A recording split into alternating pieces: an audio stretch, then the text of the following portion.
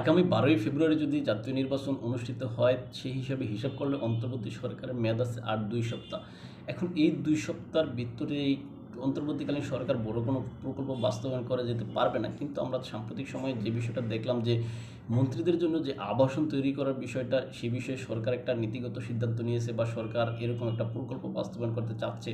তারপর আরেকটা দেখলাম যে চট্টগ্রামের মিরসরাইয়ে সেখানে যে একটা অর্থনৈতিক অঞ্চল ছিল, সেটাতে সামরিক যেই মানে অস্ত্রশস্ত্র তৈরি করার জন্য একটা কারখানা স্থাপন করবে, এরকম একটা প্রজ্ঞাপন আমরা দেখলাম, যে এরকম একটা নিউজ আমরা দেখলাম। এখন এই বিষয়টা সরকারের এত অল্প সময়ের ভিতরে তো আসলে বাস্তবায়ন করতে পারবে না। এখন মন্ত্রীদের জন্য যে বিষয়টা, এই যে তাদের জন্য বাড়িঘর নির্মাণ করা, প্রচুর পরিমাণ অর্থ ব্যয় করে, এটা আসলে কেন এই মুহূর্তে?